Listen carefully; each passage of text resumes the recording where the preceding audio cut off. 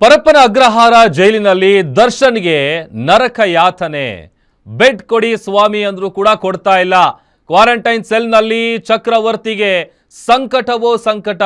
ಯಾಕಂತಂದ್ರೆ ನಾನು ನಿನ್ನೆ ಹೇಳ್ತಾ ಇದ್ದೆ, ದೇವರು ವರ ಕೊಟ್ಟರು ಕೂಡ ಪೂಜಾರಿ ವರ ಕೊಡ್ತಾ ಇಲ್ಲ. ಆ ತರದ ಪರಿಸ್ಥಿತಿ ನಟ ದರ್ಶನ್ ಅವರಿಗೆ ಬಂದಿದೆ. ಪರಪ್ಪನ ಅಗ್ರಹಾರ ಜೈಲಲ್ಲಿ ದರ್ಶನ್ಗೆ ನರಕ.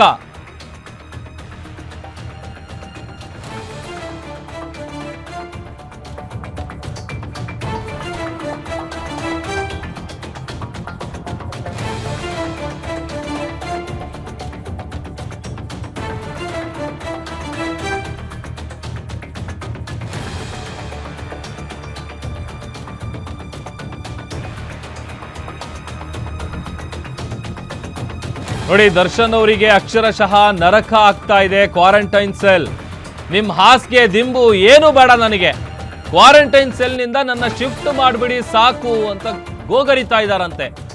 ನೆಲದಲ್ಲಾದ್ರೂ ಮಲಗ್ತೀನಿ, ಆದ್ರೆ ನನ್ನನ್ನ ಬೇರೆ ಬಾರಕ್ಕೆ ಹಾಕಿ ಅಂತ ಅಳಲು ತೋಡ್ಕೋತಾ ಇದ್ದಾರೆ.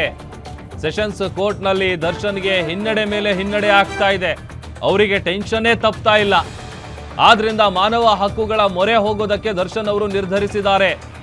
ಜೈಲಾಧಿಕಾರಿಗಳ ವಿರುದ್ಧ ಅಸಮಾಧಾನವನ್ನ ಹೊರಹಾಕ್ತಾ ಇದ್ದಾರೆ. ಚಾಲೆಂಜಿಂಗ್ ಸ್ಟಾರ್ ದರ್ಶನ್ ಅಮಾನವೀಯವಾಗಿ ನಡೆಸಿಕೊಳ್ಳಲಾಗ್ತಾ ಇದೆ ಅನ್ನುವಂತಹ ಆರೋಪವನ್ನ ಕೂಡ ಮಾಡ್ತಾ ಇದ್ದಾರೆ. ಮುಂದಿನ ಆದೇಶದ ನಂತರ ಸುಪ್ರೀಂ ಕೋರ್ಟ್ ಮೊರೆ ಹೋಗೋದಕ್ಕೆ ಚಿಂತನೆಯನ್ನ ನಡೆಸ್ತಾ ಇದ್ದಾರೆ. ಈಗ ಆದೇಶವನ್ನ ಕಾಯ್ದಿರಿಸಲಾಗಿದೆಯಲ್ಲ, ಆ ಆದೇಶ ಯಾವ ರೀತಿಯಾಗಿ ಬರುತ್ತೆ, ದರ್ಶನ್ ಅವರಿಗೆ ರಿಲೀಫ್ ಸಿಗುತ್ತಾ ಇಲ್ವಾ, ಅಥವಾ ಅವ್ರು ಕೇಳದಂತಹ ಹೆಚ್ಚುವರಿ ದಿಂಬು ಹಾಸಿಗೆ ಎಲ್ಲ ಕೊಡೋದಾದ್ರೆ, ಅಥವಾ ಕ್ವಾರಂಟೈನ್ ಸೆಲ್ಲಿಂದ ಶಿಫ್ಟ್ ಮಾಡಬೇಕು ಅನ್ನುವಂಥ ವಿಚಾರಕ್ಕೆ ಸಂಬಂಧಪಟ್ಟಂತೆಯೂ ಕೂಡ ಪ್ರಬಲವಾದ ವಾದ ಪ್ರತಿವಾದ ಆಲಿಸಿದ್ರು ನ್ಯಾಯಮೂರ್ತಿಗಳು. ಈಗ ಆದೇಶವನ್ನ ಕಾಯ್ದಿರಿಸಿದ್ದಾರೆ.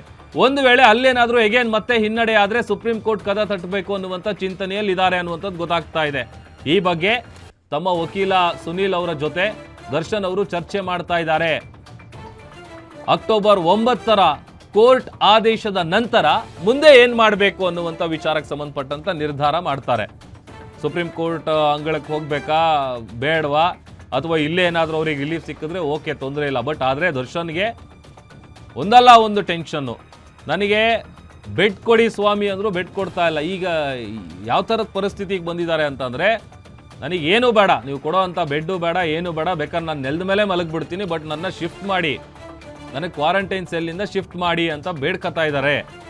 ಆಮೇಲೆ ಇವತ್ತು ಈ ಪರಿಸ್ಥಿತಿಗೆ ದರ್ಶನ್ ಅವರು ಬರೋದಕ್ಕೆ ಬೇರೆ ಯಾರು ಕಾರಣ ಅಲ್ಲ, ಸ್ವತಃ ಅದು ನಟ ದರ್ಶನ್ ಅವರೇ ಕಾರಣ.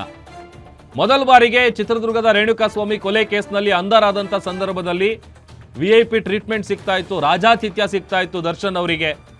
ಅದಕ್ಕೆ ಸಂಬಂಧಪಟ್ಟಂಥ ಫೋಟೋಗಳು ವೈರಲ್ ಆದಮೇಲೆ ಸುಪ್ರೀಂ ಕೋರ್ಟ್ನಲ್ಲಿ ಯಾವಾಗ ಬೇಲ್ ಕ್ಯಾನ್ಸಲ್ ಆಗುತ್ತೆ, ಕ್ಯಾನ್ಸಲ್ ಆದಂಥ ಸಂದರ್ಭದಲ್ಲಿ ಒಂದು ವಿಶೇಷವಾದಂಥ ಸೂಚನೆಯನ್ನ ಎಲ್ಲ ಪರಪ್ಪನ ಅಗ್ರಹಾರ ಜೈಲುಗಳಿಗೂ ಕೂಡ ಒಂದು ನಿರ್ದೇಶನವನ್ನ, ಒಂದು ಸೂಚನೆಯನ್ನ ಸುಪ್ರೀಂ ಕೋರ್ಟ್ ಕೊಡುತ್ತೆ. ಯಾವುದೇ ಕಾರಣಕ್ಕೂ ಕೂಡ ಯಾವುದೇ ತರದಾದಂತಹ ರಾಜಾತಿಥ್ಯ ಕೊಡಬಾರದು, VIP ಟ್ರೀಟ್ಮೆಂಟ್ ಕೊಡಬಾರದು.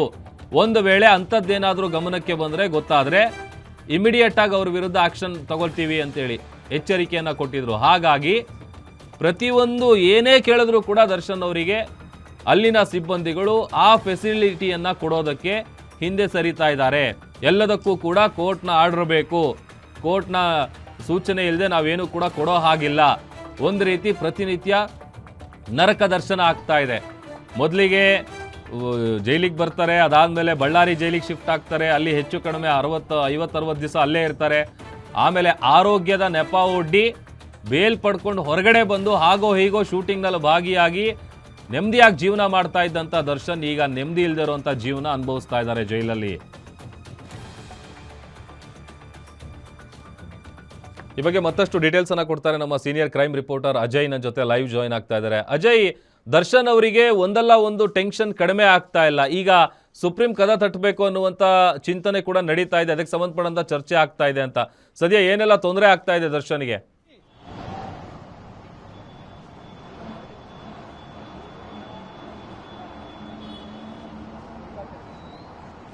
ಖಂಡಿತವಾಗ್ಲೂ ಪ್ರಭು, ಈಗಾಗಲೇ ಏನೋ ನಿನ್ನೆ ಕೂಡ ಸಾಕಷ್ಟು ವಾದ ಪ್ರತಿವಾದಗಳು ಕೂಡ ಆಗಿತ್ತು. ಸೊ ಹೀಗಾಗಿ ಆ ಒಂದು ನಿಟ್ಟಿನಲ್ಲೂ ಕೂಡ ಈಗಾಗಲೇ ಅವರ ಪರವಾದಂತಹ ದರ್ಶನ್ ಪರವಾದಂತಹ ವಕೀಲರು ಸುನೀಲ್ ಏನಿದ್ದಾರೆ ಅವರು ಕೂಡ ಈಗಾಗಲೇ ನಟ ದರ್ಶನ್ ಅವ್ರ ಜೊತೆನೂ ಕೂಡ ಮಾತುಕತೆ ಮಾಡಿದ್ದಾರೆ ಅನ್ನೋ ಮಾಹಿತಿ ಕೂಡ ಸಿಗ್ತಾ ಇರುವಂತದ್ದು.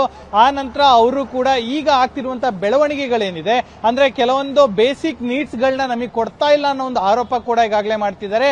ಆ ಒಂದು ನಿಟ್ಟಿನಲ್ಲಿ ಈಗಾಗಲೇ ಏನು ಹ್ಯೂಮನ್ ರೈಟ್ಸ್ಗೂ ಕೂಡ ಹೋಗ್ಬೇಕು ಅನ್ನೋ ಒಂದು ಮಾತುಗಳು ಕೂಡ ಈಗಾಗಲೇ ಚರ್ಚೆ ಆಗಿದೆ ಅನ್ನೋ ಒಂದು ಮಾತು ಕೂಡ ಈಗಾಗಲೇ ಗೊತ್ತಾಗ್ತಾ ಇರುವಂತದ್ದು. ಯಾಕಂದ್ರೆ ಈಗ ಏನು ಕೇವಲ ಒಂದು ದಿಂಬಾಗಿರ್ಬೋದು, ಒಂದು ಚಾಪೆ ಆಗಿರ್ಬೋದು, ಒಂದು ಬೆಡ್ಶೀಟ್ ಆಗಿರ್ಬೋದು, ಇದಕ್ಕೂ ಕೂಡ ನಾವು ಕೋರ್ಟ್ಗೆ ಬಂದು ಅಪ್ಲಿಕೇಶನ್ ಹಾಕಿ ತಗೊಳ್ಳುವಂತ ಪರಿಸ್ಥಿತಿ ನಿರ್ಮಾಣ ಆಗಿದೆ ಅಂತಾನು ಕೂಡ ನಿನ್ನೆ ನ್ಯಾಯಾಧೀಶರ ಮುಂದೆ ಕೂಡ ತಮ್ಮ ಅಳಲನ್ನ ಏನು ಸುನೀಲ್ ಅವರು ಕೂಡ ಏನು ತೋಡ್ಕೊಂಡಿದ್ರು. ಅಂದ್ರೆ ಅವರ ಕಕ್ಷಿದಾರರಾಗಿರುವಂತ ಏನು ದರ್ಶನ್ ಅವರು ಹೇಳಿರುವಂತ ವಿಚಾರಕ್ಕೆ ಸಂಬಂಧಪಟ್ಟಂತೆ. ಸೊ ಈಗ ಆ ಒಂದು ವಿಚಾರವಾಗಿ ಈಗ ಏನು ಮಾನವ ಹಕ್ಕುಗಳ ಏನು ಆಯೋಗ ಏನಿದೆ ಅದಕ್ಕೂ ಕೂಡ ಒಂದು ಅಪ್ಲಿಕೇಶನ್ ಹಾಕಿ ಅಲ್ಲೂ ಒಂದು ಕಂಪ್ಲೇಂಟ್ ಅನ್ನ ರೈಸ್ ಮಾಡಬೇಕು ಅನ್ನೋ ಒಂದು ಉದ್ದೇಶಕ್ಕೋಸ್ಕರವಾಗಿ ಈಗ ಆ ಒಂದು ಚರ್ಚೆ ಕೂಡ ಗ್ರಾಸ ಆಗ್ತಿದೆ ಅನ್ನೋ ಒಂದು ಮಾಹಿತಿ ಸಿಗ್ತಿದೆ. ಯಾಕಂದ್ರೆ ಇಷ್ಟು ದಿನ ಆದ್ರೂ ಕೂಡ ಸರಿಯಾದ ಒಂದು ವಾಕಿಂಗ್ ವ್ಯವಸ್ಥೆ ಸಿಗ್ತಾ ಇಲ್ಲ, ಜೊತೆಗೆ ಬೇಸಿಕ್ ನೀಡ್ ಸಿಗ್ತಾ ಇಲ್ಲ. ಏನೇ ಕೇಳಿದ್ರು ಕೂಡ ಇವರು ಜೈಲ್ನ ಮ್ಯಾನ್ಯುವಲ್ ಅಂತ ಹೇಳ್ತಾರೆ. ಸೊ ಹೀಗಾಗಿ ಇದರಿಂದ ಸಾಕಷ್ಟು ತೊಂದರೆ ಆಗ್ತಾ ಇದೆ. ಈ ಒಂದು ತೊಂದರೆಯಿಂದ ಮುಂದಿನ ದಿನಗಳಲ್ಲಿ ಇನ್ನಷ್ಟು ಸಾಕಷ್ಟು ಏನು ಅನಾರೋಗ್ಯ ಆಗುವಂತ ಸಾಧ್ಯತೆಗಳಿರುತ್ತೆ. ಸೊ ಹೀಗಾಗಿ ನಾವು ಈಗಲೇ ಎಚ್ಚೆತ್ಕೊಳ್ಬೇಕು. ಸೊ ಹೀಗಾಗಿ ನಾವು ಹ್ಯೂಮನ್ ರೈಟ್ಸ್ಗೂ ಕೂಡ ಹೋಗುವಂತ ಸಾಧ್ಯತೆಗಳನ್ನ ಇದೆ ಅಂತಾನೂ ಕೂಡ ಈಗಾಗಲೇ ಅವರ ಪರವಾದಂತ ವಕೀಲರು ಕೂಡ ಅವ್ರ ಜೊತೆ ಚರ್ಚೆಯನ್ನು ಕೂಡ ಮಾಡಿದರೆ. ಈಗೇನು ಅಕ್ಟೋಬರ್ 9ಕ್ಕೆ ಏನು ಆದೇಶ ಪ್ರಕಟ ಮಾಡ್ತೀನಿ ಅಂತಾನೂ ಕೂಡ ಈಗಾಗಲೇ ನ್ಯಾಯಾಲಯ ಕೂಡ ಹೇಳಿರುವಂತದ್ದು. ಆ ಒಂದು ನಿಟ್ಟಿನಲ್ಲೂ ಕೂಡ ಆ ಒಂದು ವಿಚಾರ ನಡೆದ ಬಳಿಕ ನ್ಯಾಯಾಧೀಶರು ಯಾವ ರೀತಿಯಾದಂತಹ ತೀರ್ಪು ಅಥವಾ ಆದೇಶವನ್ನ ಕೊಡ್ತಾರೋ ಅದನ್ನ ನೋಡಿಕೊಂಡು ನಾವು ಮುಂದಿನ ದಿನಗಳಲ್ಲಿ ಹೋಗ್ಬೇಕೋ ಬೇಡವಾ ಅಂತ ಹೇಳಿ ತೀರ್ಮಾನ ಮಾಡ್ತೀವಿ ಅನ್ನೋ ಒಂದು ಚರ್ಚೆ ಕೂಡ ಆಗ್ತಿರುವಂತದ್ದು. ಮಾನವ ಹಕ್ಕುಗಳ ಆಯೋಗಕ್ಕೆ ಯಾರು ಬೇಕಾದ್ರೂ ಕಂಪ್ಲೇಂಟ್ ಅನ್ನ ಕೊಡಬಹುದು, ನಮಗೆ ಈ ರೀತಿಯಾಗಿ ಏನೋ ತೊಂದರೆ ಆಗ್ತಾ ಇದೆ ಅಂತ ಹೇಳಿ.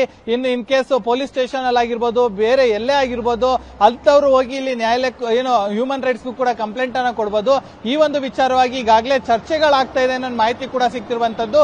ಅಕ್ಟೋಬರ್ 9ರ ನಂತರ ಏನು ಆದೇಶ ಬರುತ್ತೆ, ಆದೇಶ ಬಂದ ನಂತರದಲ್ಲಿ ಹೋಗ್ಬೇಕೋ ಬೇಡವಾ ಅನ್ನೋ ಒಂದು ತೀರ್ಮಾನ ಕೂಡ ಮಾಡ್ತಾರೆ ಅನ್ನೋ ಒಂದು ಮಾಹಿತಿ ಕೂಡ ಸಿಗ್ತಾ ಇರುವಂತದ್ದು. ಪ್ರಭು, ಓಕೆ, ಥ್ಯಾಂಕ್ ಯು ಅಜಯ್ ನಿಮ್ಮೆಲ್ಲ ಡೀಟೇಲ್ಸ್ಗಾಗಿ.